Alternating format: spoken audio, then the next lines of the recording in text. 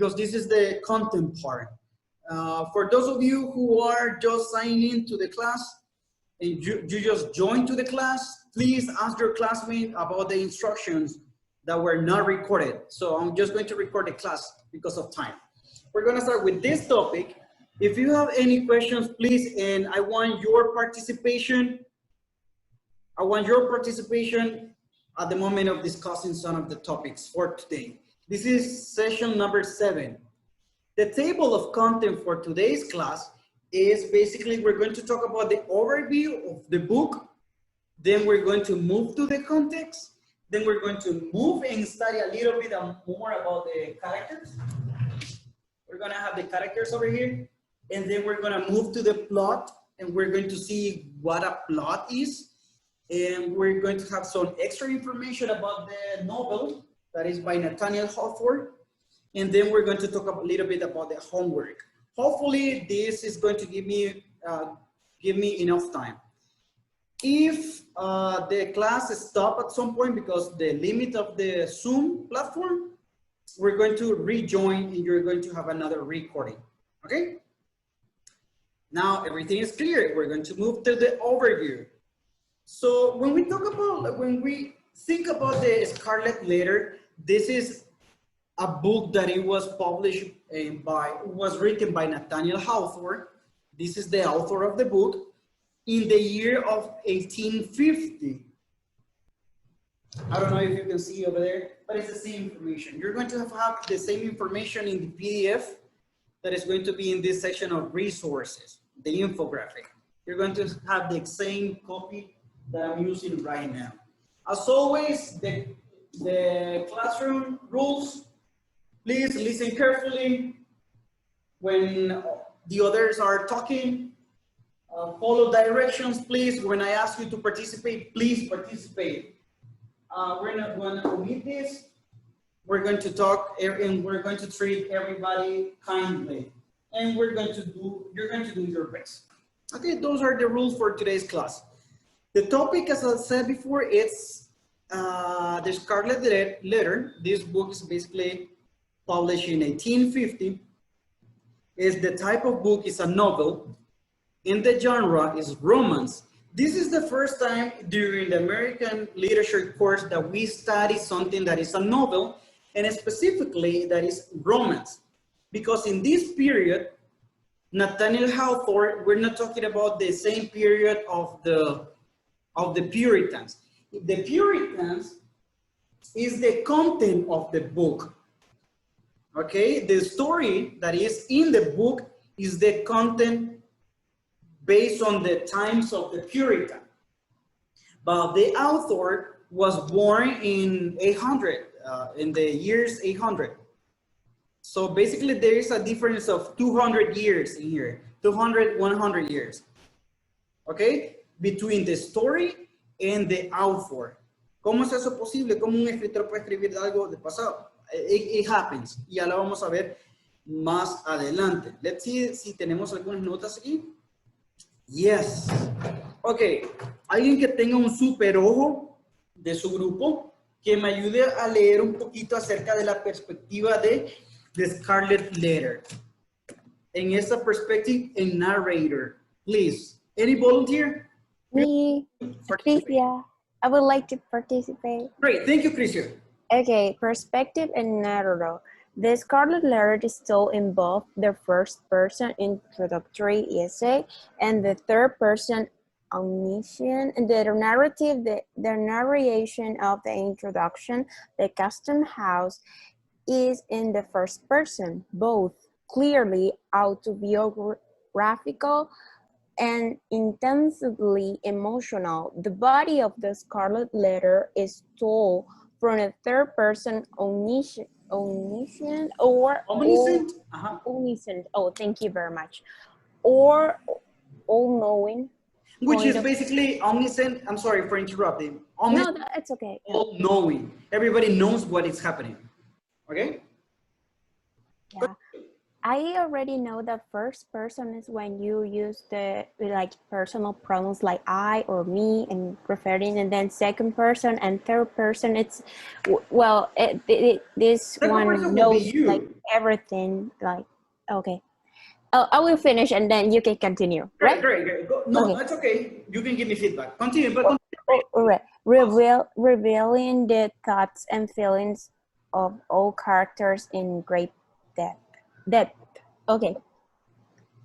Great, thank you, thank you. So basically what you were mentioning, it's true, guys. For the rest of you who were paying attention, we were having this discussion that the first person, and this is very important, every time that you read something or every time that you write something, it's going to be in a first person perspective, in a second person, or a third person perspective.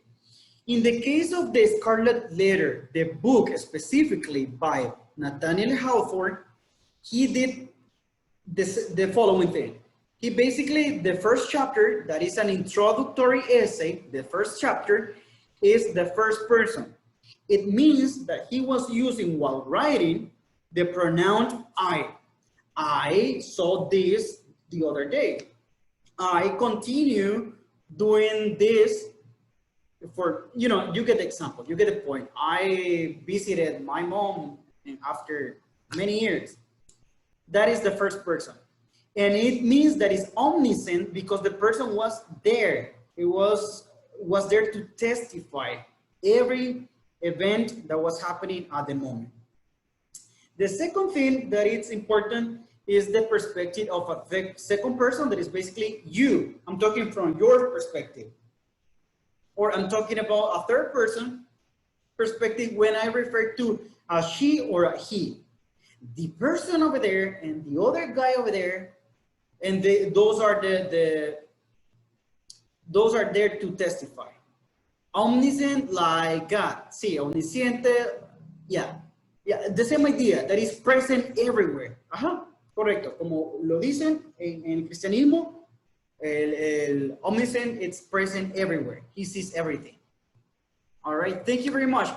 Let's go and read. Another volunteer, please help me reading the tense of the book.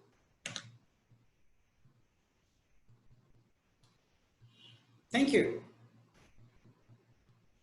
Anybody? I can read it. Tense. The Scarlet Letter is told primarily in the past tense. Yeah, primarily in the past tense. Great, thank you, thank you. So it means, and this is what I was mentioning before, Nathaniel Hawthorne is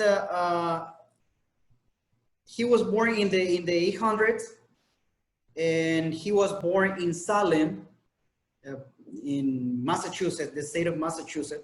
Remember Salem from the previous class? The witches, they're burning all the witches. Well, actually they were hanging all the witches, not burning. But this is the same Salem, the city Salem, and he was born over there under the principle of the Puritan time. Okay, but the time, pero este es el final del colonialismo. Ya no estamos en los 1600, estamos en 1800. Entonces, ¿cómo hace Hawthorne para escribir de algo en el pasado? Básicamente utiliza el tiempo pasado y se refiere a hechos que pasaron en el 1600, a mediados de los 1600. La historia que vamos a ver más adelante de los diferentes personajes que tenemos para la clase de hoy, que está Hester, y vamos a ver algunos de los personajes. ¿Qué pasa? ¿Qué significa the Scarlet Letter? Before continuing with this, guys, déjenme saber en los comentarios. Is this the first time that you know about the Scarlet Letters, or have you heard about the Scarlet Letter before, the book, the movie, or is this the first time? Let me know if anybody. Yes. Yes, it's the first time. Great. So basically, when we talk about the Scarlet Letter, la letra escarlata, para lo que le gusta el fútbol, ¿a qué color asociamos el escarlata? Rojo, great. Red. Thank you, red. So basically, it means you have the Scarlet Letter, that is over here. And we're going to see a lot of red color in this presentation. But you're going to have this letter that is going to be important during the whole book and during the whole story. Imagine this being a scarlet red. Letter A. We're going to find out the meaning of this later. And this is a symbol of the novel, as we can see here, because of the title. The letter initially stands for adultery. Adultery.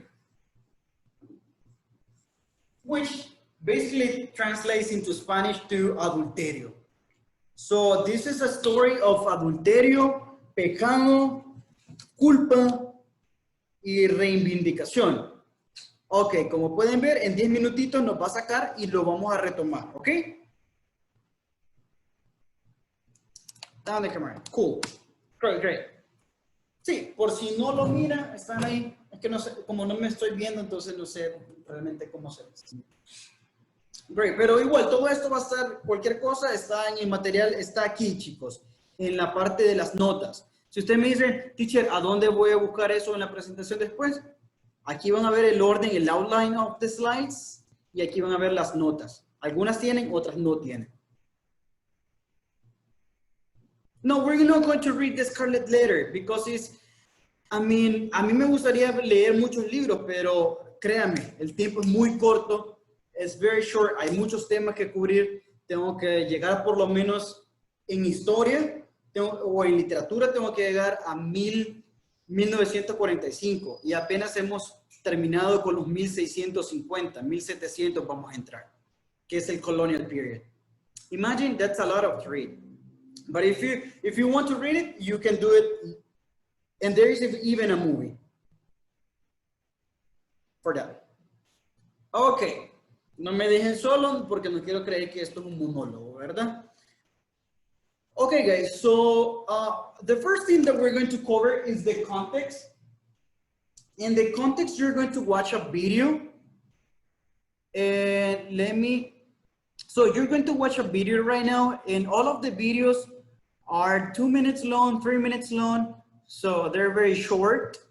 And I wanted to include the videos in this class because if I tell you, okay guys, after this class you're going to watch another video that is not mandatory, I know that probably most of you, like 75%, are not going to go and watch it. Only at 25% is going to do it. So I want everybody in the class right now to watch the video. I'm going to click in here, and this is available for you as well. I'm going to share this out. I'm going to have the subtitles to make it easier. And this is the context. Nathaniel Hawthorne originally intended to write The Scarlet Letter as just a short story. Hawthorne didn't think it would be well received, but The Scarlet Letter became his first and greatest literary success, and was soon recognized after its publication in 1850 as a masterpiece. It was a bestseller, and the print run of 2,500 books sold out in less than 2 weeks. Early reviews for The Scarlet Letter praised its tragic power and subtle knowledge of character. Not everyone was enthusiastic about it, however. Some of the people complained about his biting criticism. Hawthorne refused to back down. He didn't change a word in the reprint. Religious leaders complained when the book initially came out about some of the racy content. Now, Puritans believed in the teachings of John Calvin. They believed in predestination, and the Puritans got their name from their efforts to purify the Catholic Church. Puritans had an influence on the new settlements who arrived at Plymouth Harbor. They were separatists and founded the Plymouth Colony, but a decade later, non-Puritans set up in the Bay Colony. Both Puritans and non-Puritans lived in a theocracy where a Bible was the Constitution and God was the leader. Only church members could be citizens. Now, the Puritans' lives were filled with unending sorrow, hardship, and work. Punishment was a big part of Puritan life. Public humiliation was actually common, wearing an A for adultery or a D for drunkenness. More serious crimes were punished by imprisonment, banishment, or infliction of physical pain. People were executed for such crimes as adultery, murder, and treason all the time. Hawthorne labeled The Scarlet Letter a romance. He felt that a novel should stick to the ordinary and realistic portrayal of the human experience. A romance, however, should tell the truth of the human heart, but it also allows the author some leeway to manage the circumstances. A novel has to be more faithful, but a piece of romance has to be more about feeling. Okay, guys. Did you get to listen? Did you get to watch the video? All right, so we're gonna talk about this one in particular. Yeah, awesome. So two things that are important in here, the context. Every time that you have a literary analysis, every time that you apply the soapstone or any kind of literary analysis to any book, okay? So you want to make sure you set the first thing, the author. Who is the person writing the book? We're going to talk about Nathaniel Hawthorne specifically later in the presentation. But then you want to talk about the context. So basically, this is the Nathaniel Hawthorne was born in the 850, right? It was published in the 850, the book. The story, the whole story is said to be, or said to take part in the mid-600 during the Puritan time. It's important because during the Puritan time, as we all know, everything is about predestination. Everything is predestined by God, and everything it's because of God, and everything is about religion. And you think you have something that is a theocracy, the government based on the Bible, and the society run by the Bible principles. And that is what you have in here. So you have this person. I'm going to zoom. So you're going to have notes in here so you can read. This is basically one of his best book, the most known book of Nathaniel Hawthorne.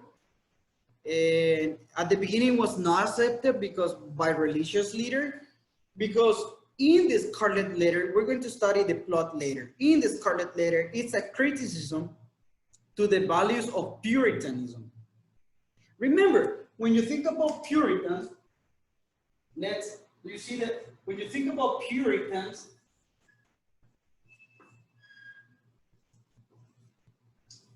it comes from pure. And something pure is something that is out of sin. In religion, right? You don't have to commit any sin.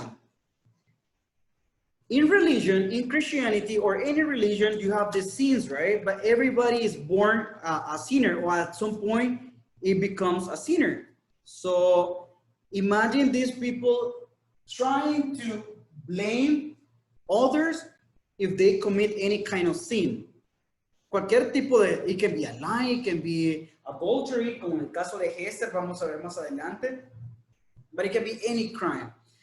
It's always easier, guys, for everybody, even in today's society, it's easier to point the finger on others, to see the mistakes on others. And this is the kind of criticism that Nathaniel Hawthorne is making through this novel. Another important thing is the comparison between a novel, I don't know if you can see it, a novel and a romantic novel. And when I'm talking about romantic novel, don't think about, no sé, algún ejemplo de alguna novela romántica, no de Televisa, no estoy hablando de Televisa, sino que del presente. Romeo and Juliet.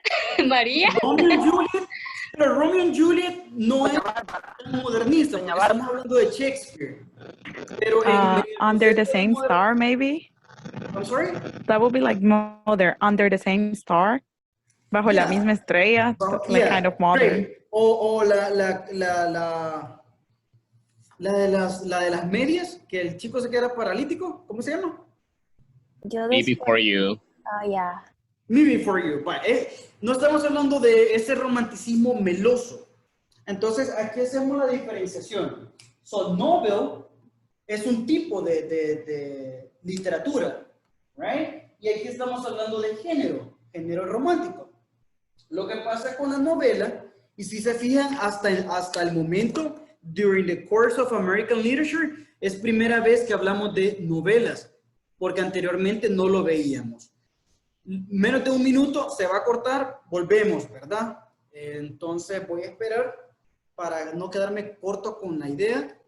Less than a minute. Yes.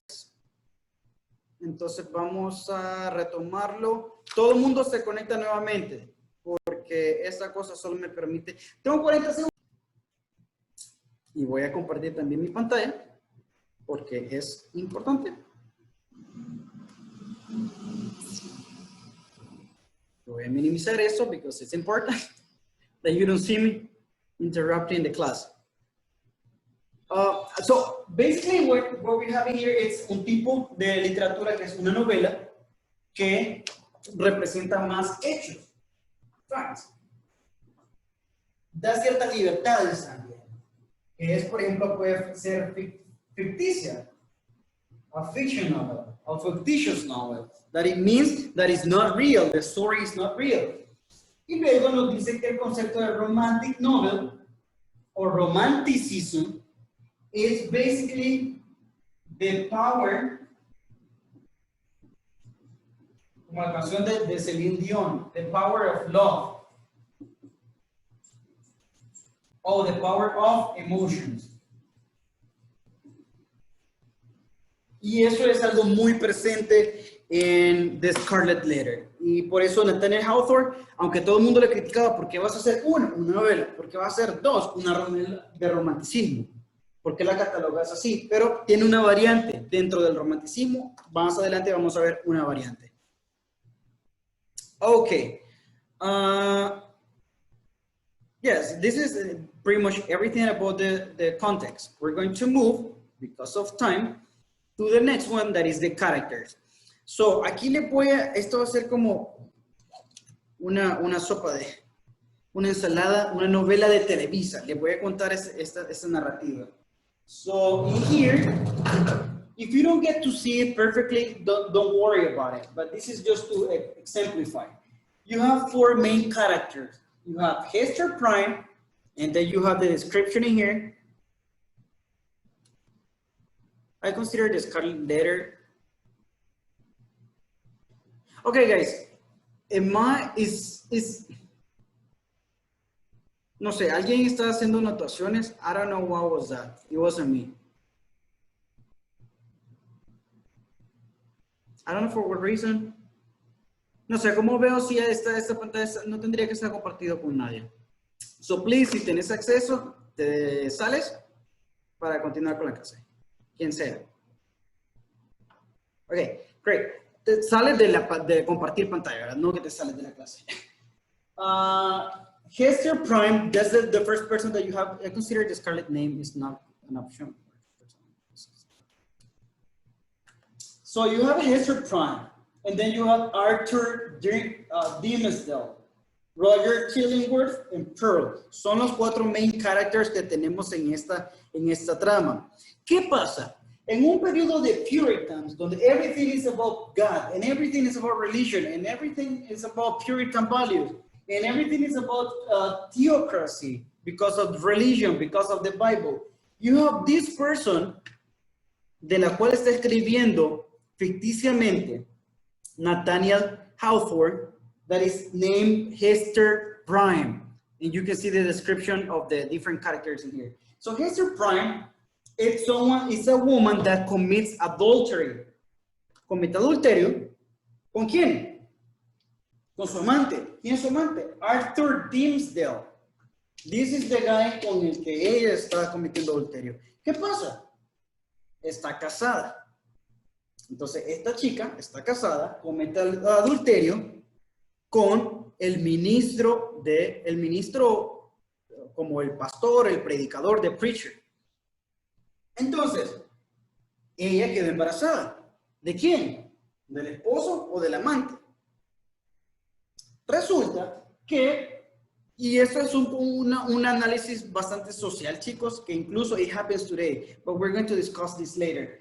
Esther Prime confess. Basically, she says, okay, I acknowledge that I am a sinner. I committed adultery. Everybody was pointing fingers. And during this period, the Puritans forced people to wear the letter of the sin, the letter that represented the sin that this person committed. For example, A for adultery. Yes, A for adultery, o como lo mencionaba en el video anterior, D as in duck, for drunkenness, for example. If you were a person that was drunk all the time, you will wear a D letter.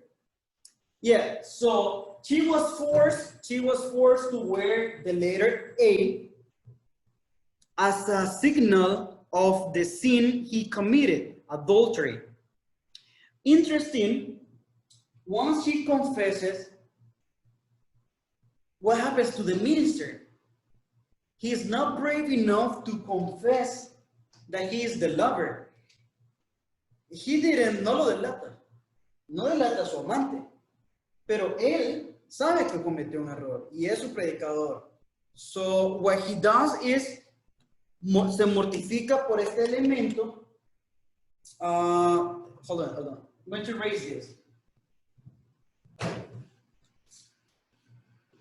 Y es aquí donde los elementos de sin llevan a lo que es el otro elemento dentro de esta trama. Guilt. I feel guilty because I know that I commit a sin. I'm a sinner.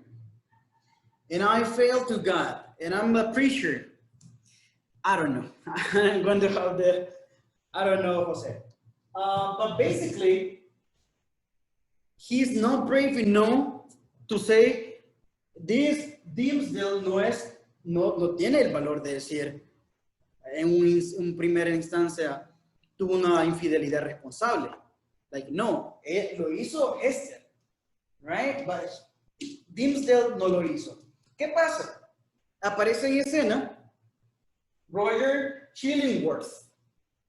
Roger Chillingworth, el cual no es un nombre real dentro de la trama, y aparece y se da cuenta que su mujer le fue infiel, porque fue encarcelada y fue puesta públicamente para que todos la señalaran y dijeran, eres una adúltera, eres una pecadora, you are a sinner, you are this, you are that. ¿Ok? Así se da cuenta su esposo, que había regresado de Europa y después de estar en cautiverio por algunos nativos americanos, se da cuenta que su esposa pues estaba con el hermanito, con Dimsdale, con the minister. ¿Qué pasa? Vive por los valores puritanos y dice, ok, te voy a perdonar. So I'm going to forgive you. ¿Ok? Yo no estoy diciendo que es lo correcto o que no es lo correcto en esa discusión, right? Yo solo eso le estoy contando la novela de Televisa. So what happened is they say, okay, I'm going to forgive you, but the only thing is you are not going to tell anybody, because shame on me that I'm the person that, you know, my wife has been sleeping with another guy, and now you are pregnant, and at the end we're going to find out that the other girl, y lo vamos a ver aquí, la van a ver en la descripción, acá. Uy, no me marca ahora. Ok, this girl, Pearl, la chica. ¿Qué pasa? Que, oh, I think it's this one. Yes, this one. I can only mark it here. La chica nace y what happens, nace y obviously el esposo no estaba presente, entonces es del amante. However, Esther never say the name of the person that he or she cheated with. Okay? So he say, okay, you don't tell me, it's fine, I'm going to find out, but you are not going to tell that you are my wife. I'm going to forgive you. You know that I'm your husband, but nobody else is going to know because, oh, shame on me, society is going to say, oh, he's the poor husband. You know, that's the kind of story that we're having here. But he's committed, the husband, the real husband, Chillingworth, is committed to find out who is the person his wife was cheating with, and who is at the end the father of this new girl, Pearl. So the journey starts with this guy changing his name. Su nombre verdadero no era Roger Chillingworth, no es ese su nombre. Era otro nombre que lo van a ver en el video más adelante. ¿Qué pasa? Se hace pasar como un médico. ¿Por qué? Porque he got skillful in medicine durante sus viajes en Europa, sus guerras en Europa. Los americanos le enseñaron también, los nativos americanos, algunos secretos about medicine. So he became the new guy, Roger Chillingworth. Su esposa sí sabe que no es él, que no es su nombre real, pero se convierte en doctor. ¿Por qué? En algún punto de la historia, he's suspicious about the relation of Hester and Arthur Dimmesdale. He's suspicious of that relation. Okay, great. So he's suspicious about that. So he started investigating and he became the doctor. Arthur Dimmesdale became sick because of time. During time, time flies, passes by, and then you have Arthur Dimmesdale getting sick. He's the minister of the colony. So what happened is, he's the doctor, he's sick. So they established a relation of patient-doctor. But he is suspicious that this guy was cheating with his wife. So he started investigating, mortificating the poor guy, and at the end, he finds out that this is the guy that he was cheating with, his wife was cheating with. So he started tormenting the minister, saying, okay, you are a sinner, and I know that you are getting sick because this is a punishment from God, because you were with, I don't know, with some kind of sin or something like that. It's raining cats and dogs. Algo así me dijeron los chicos del curso pasado. Esperemos que nos quedemos para la mayoría de la clase, right? Tenemos que estar ahí aunque no participemos. So basically that's what we have in there. Y aquí está haciendo un calor horrible en San Miguel. Anyways, we're going to continue. Y esa es la relación que se empieza a entablar en esta novela. Vamos a aprender un poquito más sobre los cuatro characters.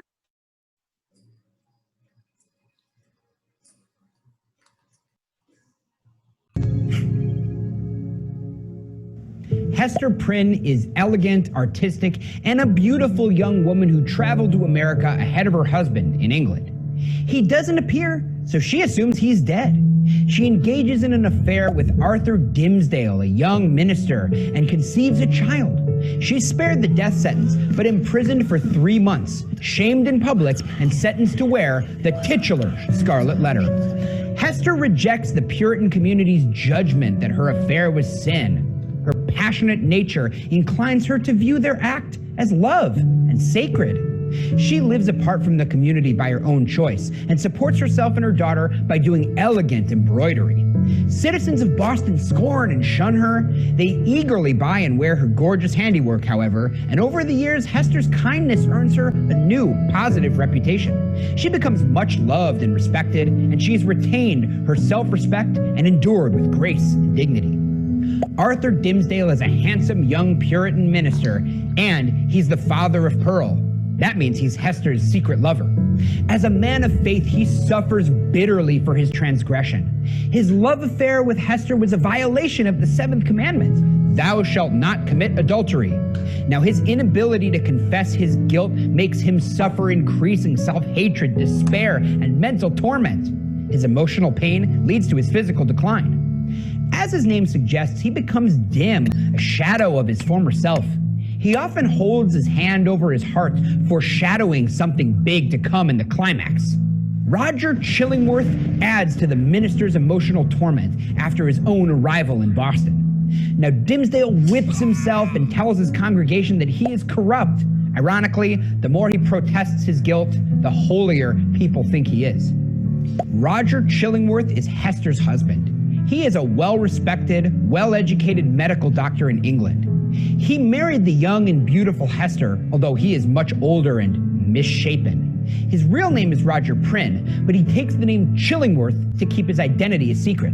He gradually destroys himself in his lust for revenge after finding out that Dimmesdale is in fact the father of Hester's child. Chillingworth dies shortly after Dimmesdale confesses his sin to the entire town, as his sinister purpose for living is gone. Pearl is the daughter of Hester Prynne and Arthur Dimmesdale. She is the living symbol of the Scarlet Letter because she was conceived from their passion. She is passionate herself, as well as being stubborn and willful, beautiful, graceful. Pearl is able to speak to creatures in the forest and charm them into playing with her, but she's also a wild child who becomes more human by the end. Okay, so basically we have over there kind of a summary of the characters. So it's important to understand what is going on at the moment of making a literary analysis. And there's a playlist of the different, of each chapter. If you want to get a summary, there's a playlist about that. We're not going to cover that because of time. So if you want to read a little bit more about the rest of the cast, the rest of the characters, perfectly you can do it in here. I added some information about each of the characters in the novel.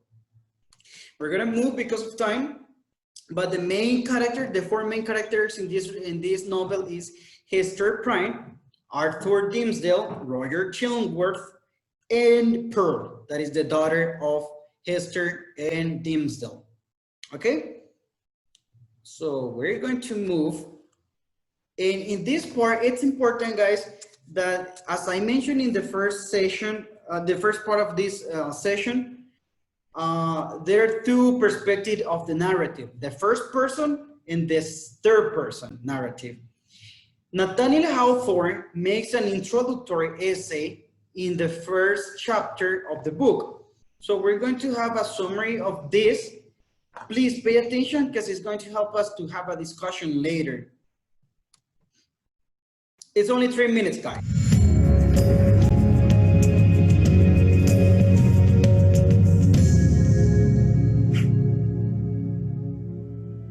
The Scarlet Letter opens with the Custom House.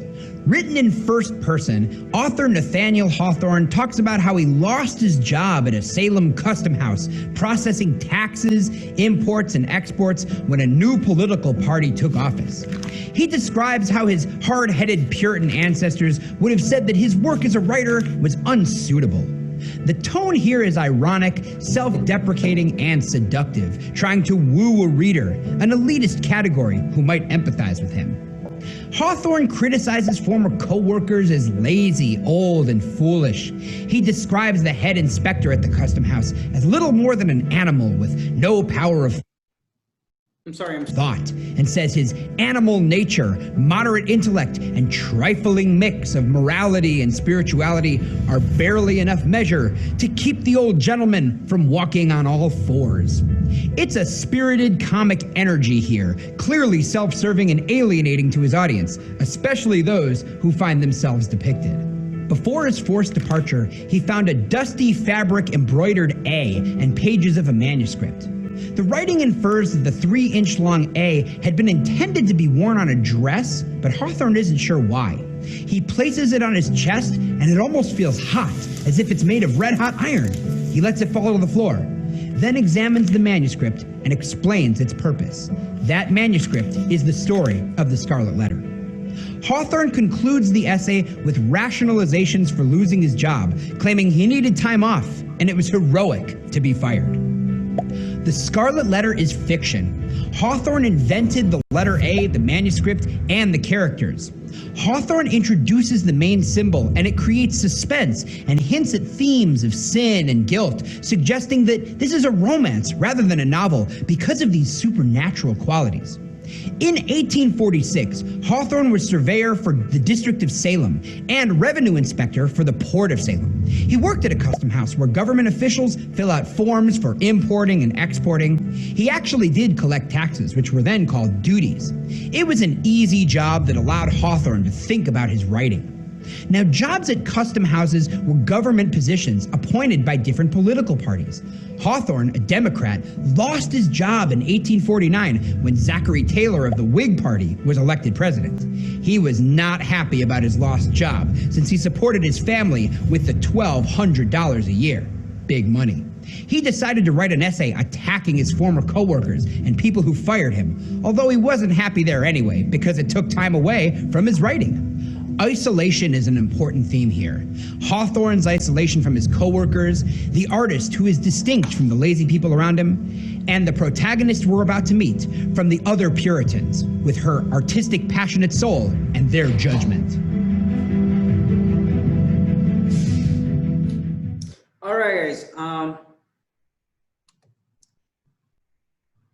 So that's about the first chapter and it gives you the insight of what was happening in the mind of Hawthorne. Hold on, how can I go? Hold on. I'm trying to. Great, there you go. Great. So I was mentioning the reason why the Scarlet Letter it's a novel and it's because it's fictional. Some novels can be realistic based on true stories, but this one is fictional and it's romantic because of the motive, because of the themes. And when you make a literary analysis, I don't know if you can see me here. When you make a literary analysis, you want to pay attention to all of these elements. The context, as I said before, as I mentioned before, the context.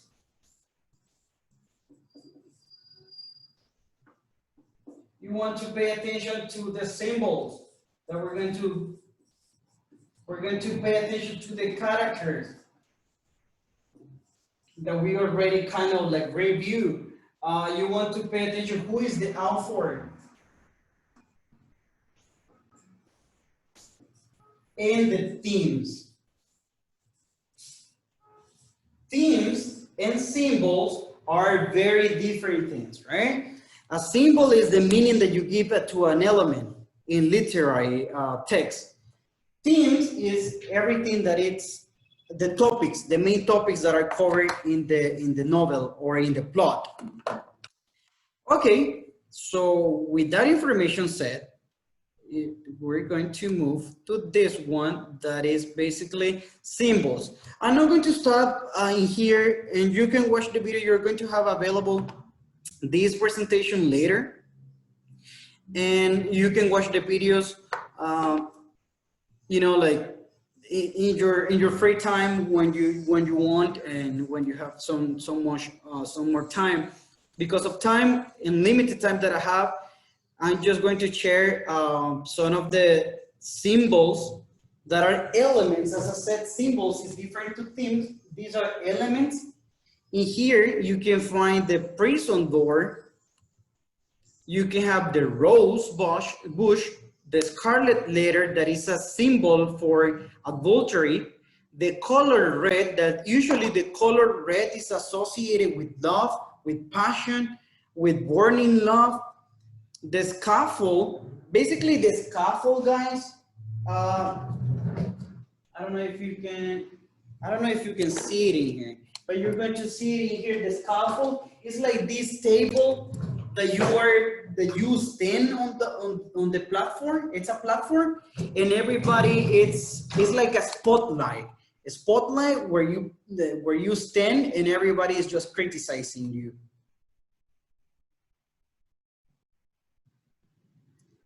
Okay, great. Okay, perfecto.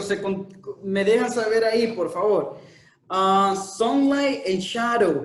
Usually when you have the symbols of sunlight and shadow, it's the typical dichotomy of good and bad, evil and what is holy and what is evil, what is good, what is bad, what is a sin, what is not a sin. Is this a relation that you have with the sunlight and the shadow.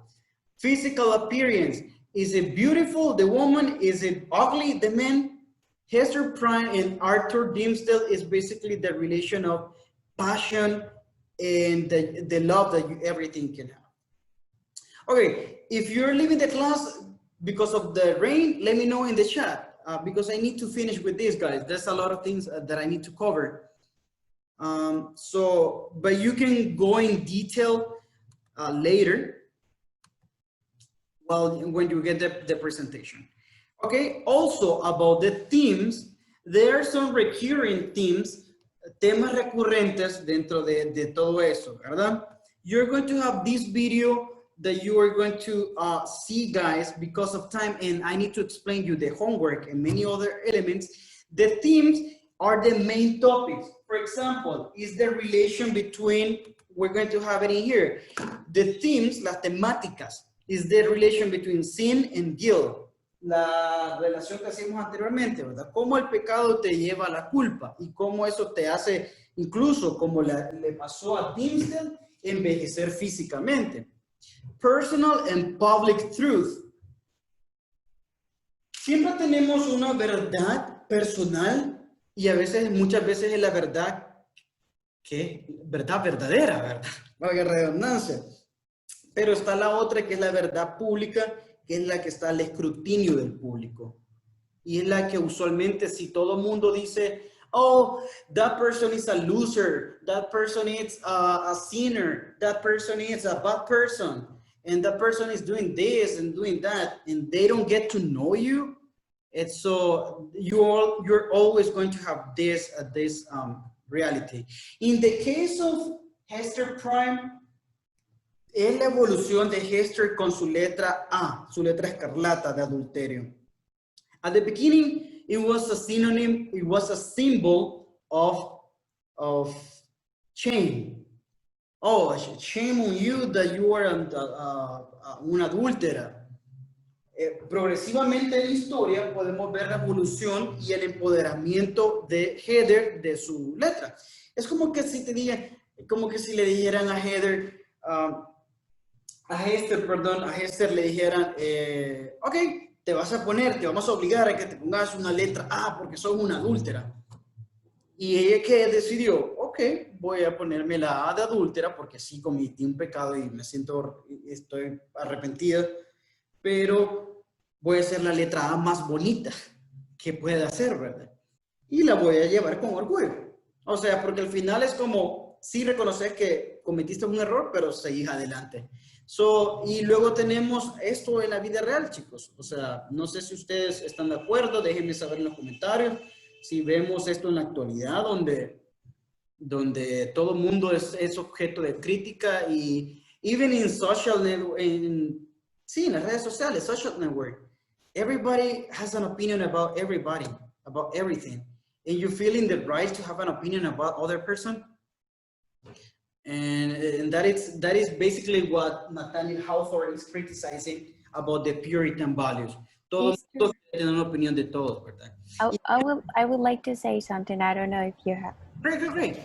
Okay, for me, like personal and public truth, for me, like because Hester, she confessed that okay, I am a sinner and I'm okay with like carrying the letter A.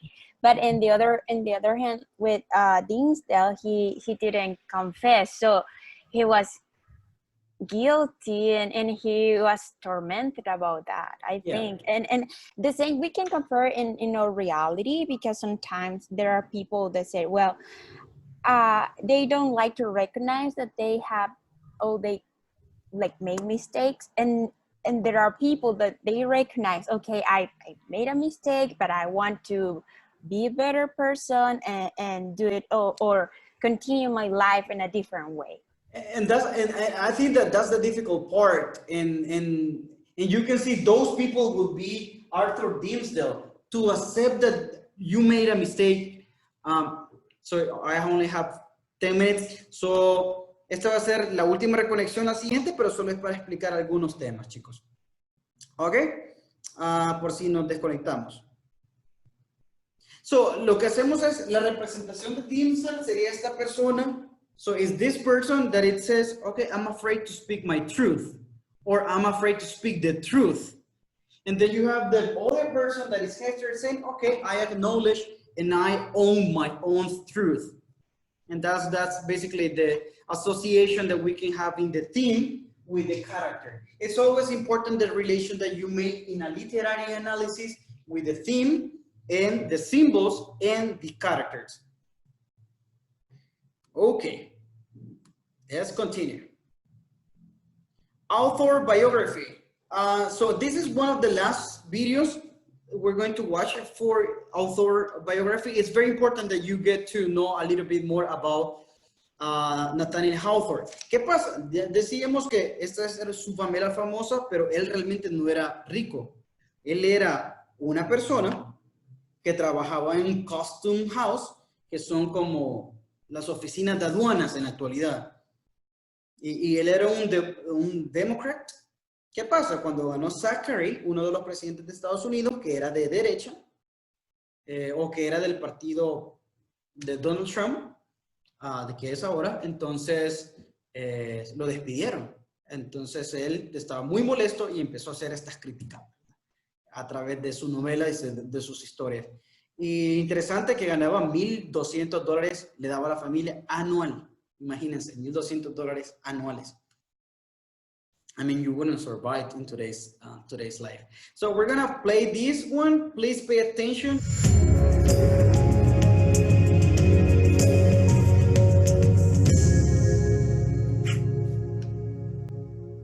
Nathaniel Hawthorne Jr. was born July 4th, 1804 in Salem, Massachusetts, the oldest of 3 kids.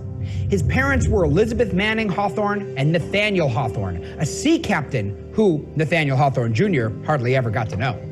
Intrigued by a genealogy that included Puritan settlers, he learned that John Hawthorne, a judge at the Salem witch trials, was one of his forebears, and he added a W to his surname to avoid association with that infamy.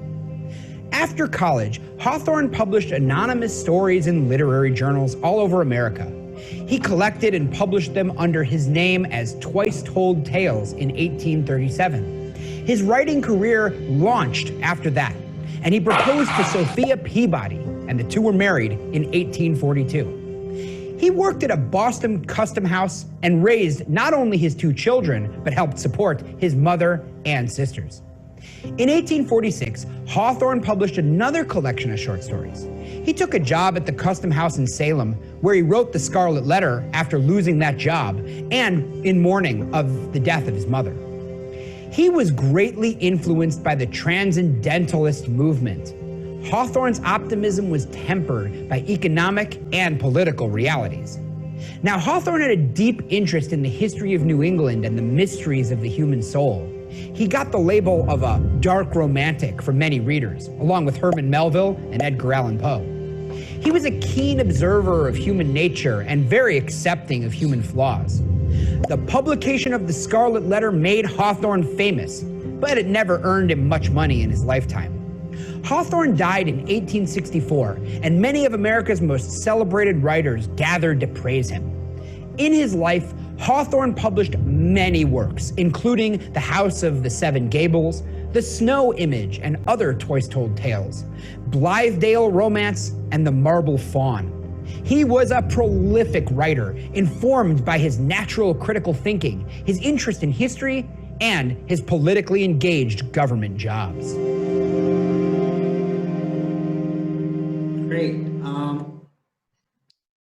So that's about the insight of Nathaniel Hawthorne. If you want to read a little bit more about expand your knowledge about this author, that is one of the most known authors in the United States because of the Scarlet Letter, because of the other tales that he has. He has, I mean, still. Now, when and where was Nathaniel Hawthorne born? We're talking about July 4th. United States independence. So now after this class, next year, when you think about Independence Day in the United States, you want to think about Nathaniel Hawthorne also, birthday. and he was born in Salem, Massachusetts. So in case you have any questions, what area we're talking about, I don't know if you can see it. So this is kind of like, just to give you an idea of, this is the United States. Alaska, it's over there, and Hawaii, it's over there. Don't pay attention to that. But we're talking in this colony of the Puritans, we have the colonies here. We have Virginia, and we have Maryland, and we have Delaware, and Connecticut, and Massachusetts, and then you have New York. These are like the first colonies in where most of the Puritans and Pilgrims actually arrived. So in here, you have someone that is in Salem, Massachusetts. So it will be Salem, the city, state of Massachusetts. Same city as the trials of the witch of Salem. And this is the place where Nathaniel Hawthorne was born. And so he was born in this place of Puritan history. So he knew many of the things. So the criticism that he did de la obra de Scarlet Letter, que la escribió en 1800, que fue publicada en 1850, pero que habla de un periodo puritano de 1650 a través de la historia de Hester. Entonces, lo que hacemos ahí es hacer un recuento de lo que pasa, ¿verdad? A través de los ojos de este escritor. Let's move on to the 10 things you didn't know. So you can watch the video, but aquí se las traigo, ¿verdad? Vamos a ver si tengo un par de valientes ahí que me ayuden a leer, so we can interact a little bit more. Mention some curious fact of the novel.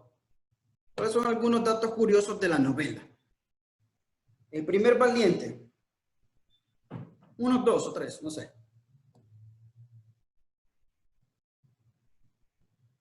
Okay. I can help you. Great. Okay, the first one, the Puritans really did make people wear letters for adultery.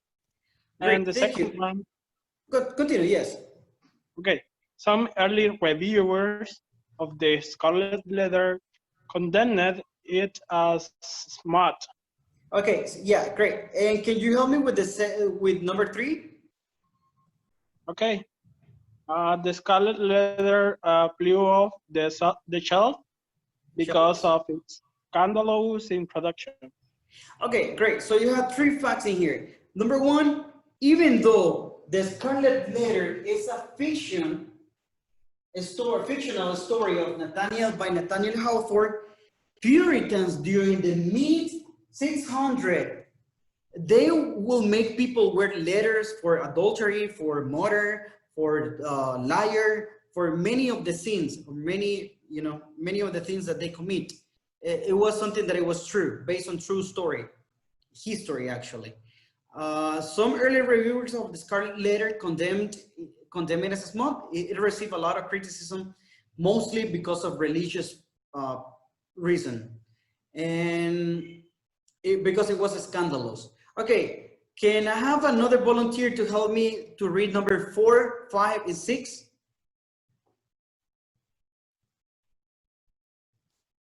Can I? Great, thank you. Number 4? Yeah. 5 and 6. 4, Okay. 5, and 6. There you go. Nathaniel Hawthorne did not become rich from Okay, reading. excuse me, Sandra. Si se corta la llamada, retomamos la última vez y luego solo para explicarles la tarea y terminar ese ejercicio, ¿ok? Of course. O si gusta, porque ya solo me queda menos de un minuto, se va a cortar en cualquier momentito para que quede en la grabación. Mejor lo lees cuando retomemos, si te parece. Perfect. Good. Thank you very much. Ok, entonces retomamos cuando volvamos. Menos de un minuto me dice acá. Ya estamos por terminar, chicos. Quizás 10 minutitos más. So we're gonna have that over there. Creo que yo hubiera terminado. Pero no sé por qué me dice que menos de un minuto. ¿A ustedes también les aparece, chicos, que tenemos menos de un minuto? Déjenme saber en los comentarios. Yes.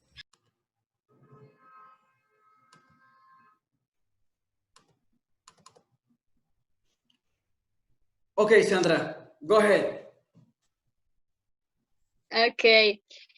Nathaniel Harton did not become rich from writing the Scarlet Letter. Number 5. The Scarlet Letter was one of the first novels to be mass produced. Number 6. Though acclaimed by the Library of Congress, the Scarlet Letter is often the target of book bans. Book bans. I don't know how to Book pronounce bans. ban. Okay, great. Thank you very much. Okay, some comments about this. Number 4 says Nathaniel Hawthorne did not become rich.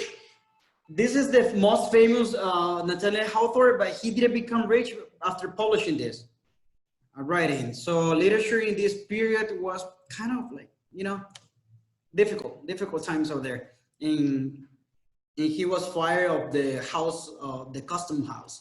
So I can imagine how was he managing during those times. Number 5, the Scarlet Letter was one of the first novels to be mass produced. Entonces tenemos a otro hito aquí. Si recuerdan que hablamos de Anne Bradstreet, que decimos que era una de las primeras poetisas publicadas. Y luego tenemos la narrativa de captividad de Mary Rowlandson, que era el texto más vendido de ese tiempo. Y ahora tenemos a alguien que tiene la primera novela que fue producida en masa, The Scarlet Letter by Nathaniel Hawthorne. Son hitos de la historia y de la literatura que son interesantes conocer. So you might want to keep it in mind. Though acclaimed by the Library of Congress, the Scarlet Letter is often the target of book bans. Prohibiciones. A ban es una prohibición. Book bans, prohibiciones de ciertos libros. ¿Ok? Usualmente pasa eso. Y tenemos un último a final volunteer to help me with number 7, 8, and 9. Y luego yo me encargo de number 10. Can I? Yeah, go ahead. Okay. Hawthorne's wife wept when he read the final chapter of the Scarlet Letter to her. Number 8, the Scarlet Letter was considered too scandalous for film. Okay. Number 9, the 2010 teen comedy movie Easy was inspired by the Scarlet Letter. Great. And thank you for... Number 10. Go ahead. Read number 10. Hawthorne wrote the campaign biography for President Franklin Pierce. Okay, thank you very much. A couple of comments in here. Number 7, Hawthorne's wife wept. It means cried. Wept when he read the final chapter of the Scarlet Letter to her. Okay, me dicen teacher, pero nos está contando la novela de Rubí y de la María Mercedes y de la María Hester Prime y no nos dijo cómo terminó. Lean el libro. Now I'm gonna spoil the book. So basically, this guy confesses in public. He spoke his truth, and he spoke that he was a sinner. And what he does is he goes to this place that is the platform that I was mentioning, the scaffold, la plataforma, but goes into the public and say, okay, I'm a sinner. I committed adultery with Hester. Pearl is my daughter. And then he rips his shirt, let's say a shirt, and then tenía la marca. He had the mark. Tenía marcado la letra A también, todo este tiempo, porque la culpa no lo dejaba.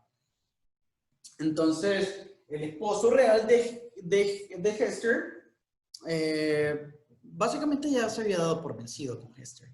Y luego Hester había planeado con Dimmesdale, con el ministro, irse a Europa, a otro país, y vivir su vida juntos. Sin embargo, por la enfermedad de Dimmesdale, muere.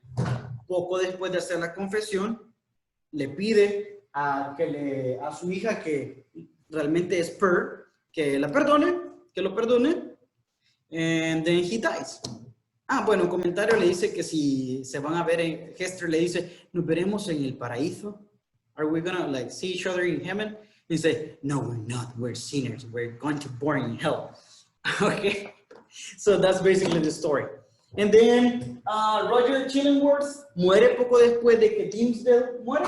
Entonces los dos caminos de esta mujer adúltera mueren. Y ella se va a Europa con su hija y se casa con un hombre rico. And that's true. No me lo estoy inventando. Está en el libro. And that's the dark, directly, that's the dark part of the romanticism. Por eso he was considered to write dark romanticism. Romance oscuro, ¿verdad? Porque es tragic at the end, al igual que lo vamos a ver en el periodo romántico de Edgar Allan Poe. También, junto con él. Okay? And they live happily ever after. Yes, committing sins every day. Okay. No digan cosas aquí me recuerda a tal persona. No, I don't know. Okay, your homework.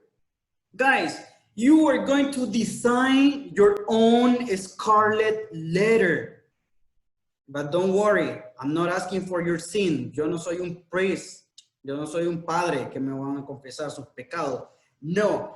Hester Prynne's punishment for adultery is to wear a scarlet letter sewn onto her clothing for the rest of her life. Although this was a punishment, she put great effort, el mismo great effort que yo espero que ustedes pongan en su tarea, into embroidering her letter and making it beautiful. For this assignment, you will design your own letter that will be light-hearted parody of Hester. It's going to be a parody of Hester. It can be actually a letter, or it can be a picture, it can be an icon, it can be whatever you want, a collage, whatever you want. Instead of being labeled for a sin or a vice, you will create a letter that represents something for which you have a weakness, una debilidad, something that you absolutely can't resist. For example, you might choose a dessert, a video game, or your favorite sport. Van a hacer ese diseño, digamos que este es mi diseño. Oh, it's a page.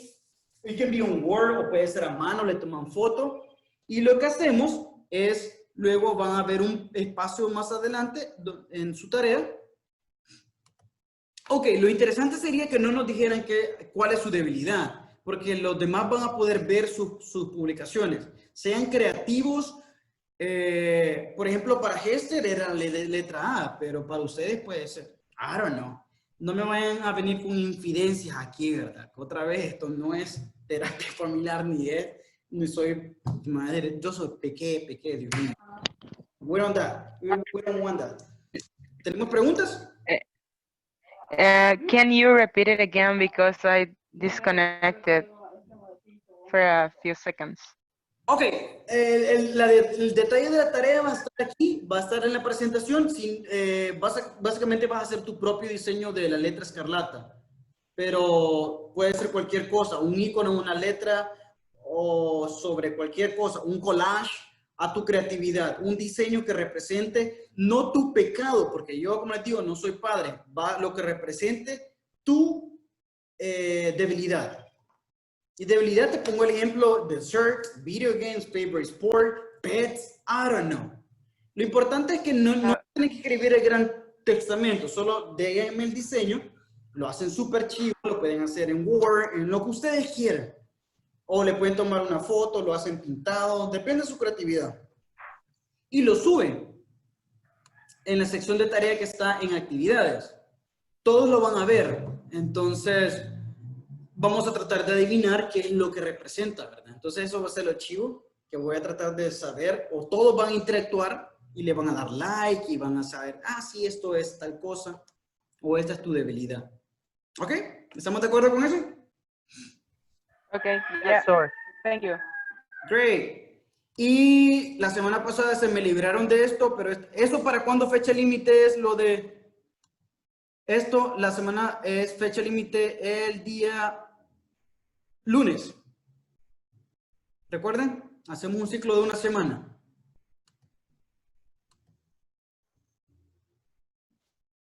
La letra solamente puede ser una letra o puede ser un dibujo o puede ser cualquier cosa que represente Sí, si es una letra, por ejemplo, yo hago el diseño de la P, por ejemplo, for pets. And then, y le hago un garabato acá, y le hago un dibujo acá, y bla, bla, bla. O también puedo hacer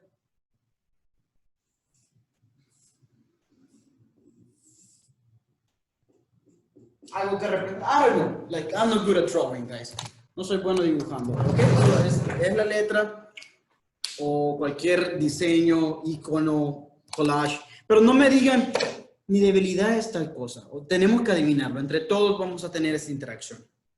¿Ok? Entonces, va a quedar a su creatividad. Solo lo único que tienen que hacer de tarea sobre esta sesión. Entonces, pónganse creativos al respecto. Y así hacemos una parodia y nos empoderamos como Hester, ¿verdad? Se empoderó. Luego tenemos el core question, que también va a tener fecha límite el día lunes. What is one life lesson we could learn from the Scarlet Letter? Me van a dejar ese comentario, que es algo que hemos aprendido de toda esta lección. Life lesson, lección de vida, from the Scarlet Letter. ¿Ok? Esta presentación va a estar disponible at the end of the session. The recordings are going to be available tomorrow, I think. And remember that your quiz is going to be available on Thursday. This deadline for the homework is going to be for the core question, and the homework, the Scarlet Letter, is going to be on Monday midnight before the day of the class next week. All right. Remember that you always have 1 week for the classroom, for the homework. Thanks. I appreciate your time, guys. I appreciate your patience, and I apologize for any inconvenience that we have with the technology and have to be repeating and signing in and joining in. I'm sorry. Hopefully, this is going to be available. Remember that you can interact with the presentation as you wish. You can have the outline of the class in here, or you can have the notes, depending on what you want to study. You can go back, you can study, you can watch the videos, you can expand, you can ask me. If you have any questions about anything, you can directly email me from the presentation. Do you have any question, guys? Anything? Remember, mandatory attendance is going to be available later. Give me some minutes and give me a break because I'm so dry because I've been speaking for 4.5 hours now. But it's going to be available soon. I'm going to make it available 1 whole day in case you didn't sign up. If you can complete it after this class, perfect. I'm going, hold on, because I need to,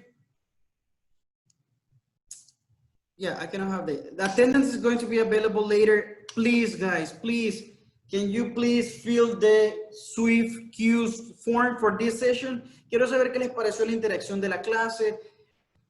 Quiero saber, ¿verdad? Porque se hacen las cosas para mejorar por ustedes. All right. So, chat. Lo que te tardes con el quiz. No, si la clase va a ser pregrabada el jueves. Los chicos tuvieron clase en vivo, los del otro grupo, este día, porque ellos quisieron, pero su clase en vivo siempre los martes y los jueves siempre va a estar. Porque si no, no salgo con los topics. Ustedes va a estar disponible todo el día. Ustedes deciden si lo hacen en la mañana, en la madrugada, al mediodía, antes de la clase, después de la clase, en la noche. All right? Got it. Have a good one. Take care. Please go and fill the Swift Cues form. Es muy importante para mí que hagan eso. Cuídense. Tengan una feliz tarde.